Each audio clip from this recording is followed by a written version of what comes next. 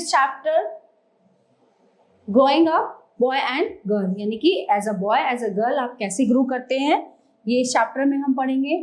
Factors responsible for gender inequality, different types of gender inequality, division of labour with in the family, gender empowerment, contribution of social reformers in the field of gender equality and empowerment of women, invisibilization of women's labor, measures to achieve gender equality. Okay, let's begin. Being a boy or a girl is an important part of one's identity, है ना? Being a girl or boy कि क्या है, ये आपकी identity होती है. The society we grow up in teaches us what kind of behavior is acceptable for girls and boys. तो जो सोसाइटी है, जो हमारा समाज है, ये एक चीज ये बाउंड मतलब वो कर देता है क्रिएट कि लड़कियों की क्या जिम्मेदारी है, लड़की क्या करना होता है, लड़कों को क्या करना होता है. ठीक है, तो किसके द्वारा? हमारे समाज के द्वारा डिसाइड किया जाता है. What boys and girls can or can not do. We often grow up thinking that these things are exactly the same everywhere. We will learn that most societies value men and women differently. The roles women play and the work they do are usually valued less than the roles men play and the work they do. When distinction is made between males and females and unequal treatment is meted out to boys and girls in different fields, it is called gender inequality. कि लड़कियों के साथ अलग behave होता है, लड़कों के साथ अलग बिहेव होता है. All through the ages, women on the basis of gender have always been discriminated in almost all the societies of the world. Sexual differences is biological but gender differences is sociological. ठीक है, जो gender जो लिंग differences होता है वो क्या होता है, वो सामाजिक तौर पे होता है. Right from their childhood girls are deprived of an equal access to health care, education and economic rights as the male of their society get. Gender inequality in Indian access in term of gross population, literacy, sex ratio, socio-economic status and opportunities. Factors responsible for gender inequality. Women suffered from many disabilities. The chief among them were the following. कुछ मुख्य यहाँ पे दिए गए हैं. Neglect of female education. आज भी ये धारणा बनी हुई है कि लड़कों को ज्यादा पढ़ाओ, लड़के कामयाब होते हैं, कमाते हैं, घर का खर्चा चलाते हैं, लड़कियां शादियों के दूसरी घर जाते हैं, तो इनको ज्यादा पढ़ाना जरूरी नहीं है. आफ्टर ऑल इन्हें बनानी तो बाद में रोटी है.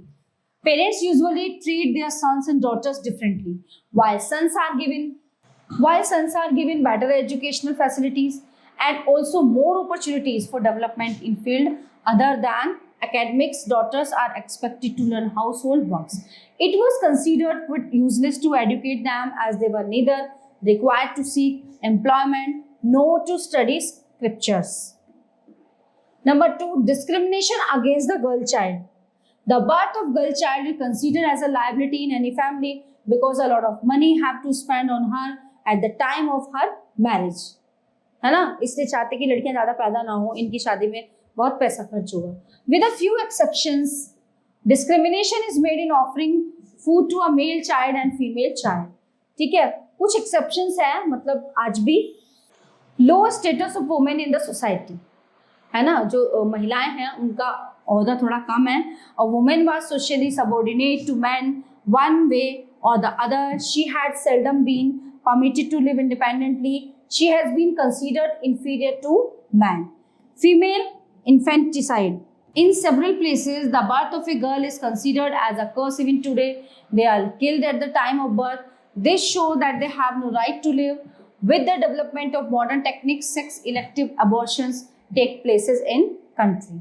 Different types of gender inequality. There are many types of gender inequality, but the chief of them are inequalities in the social and economic field. Economic aspects of gender. The Industrial Revolution in England in the 18th century introduced significant changes. Women now stepped outside their homes and took up jobs in schools, factories, and offices. Economic necessities, rise in education, pressure of urbanization, nuclear setup of families, and consumerism all contributed to women joining diverse field of work. In India, women are engaged both in the informal and formal sectors of the economy. Women in informal sector. In this sector, women are mostly employed as agricultural laborers, engaged in wedding, milling, and hoeing. They are also involved in processing and marketing of homegrown products, beekeeping, handicraft at the same time. So these women do all household work and look after the family and children. However, the informal sector does not extend benefits such as medical insurance and paid leave, and at the same time does not ensure job security either. Women in the formal sector.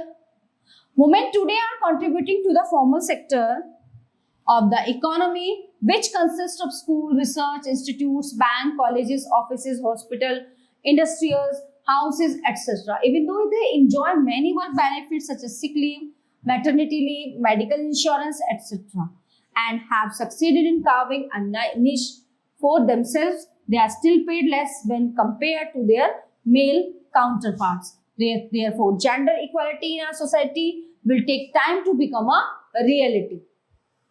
Division of labor within the family. A clear division of labor exists on the domestic front, where women look after the home and nurture the children while men go out to work and earn their livelihood. और घर संभालती है, बच्चों को संभालती है. In most households, a woman's life revolves around the needs of her family, household chores, etc. Gender empowerment. After the independence of India, inequality was recognized as a hindrance to progress, and so various steps were taken for the empowerment of women. So the most important among these were the right to vote. The constitution states that every Indian citizen, whether it is man or woman, who is above 18 years of age, has equal right to vote.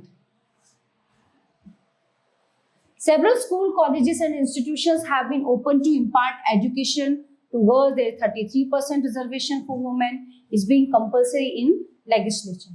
Contribution of social reformers in the field of gender equality and empowerment of women. अच्छा, कितनी कोशिश कर ली जाए, लेकिन ये अभी भी पूरा 90 या 100% ये चीजें नहीं हुई हैं. अभी भी औरतों को कमतर माना जाता है, नीची दृष्टि से देखा जाता है. अभी भी उन्हें सोचा जाता है कि घर का काम करती हैं औरतें. अगर उनको बाहर काम करना है तो पहले आप अपना घर संभालो, उसके बाद बाहर काम करो.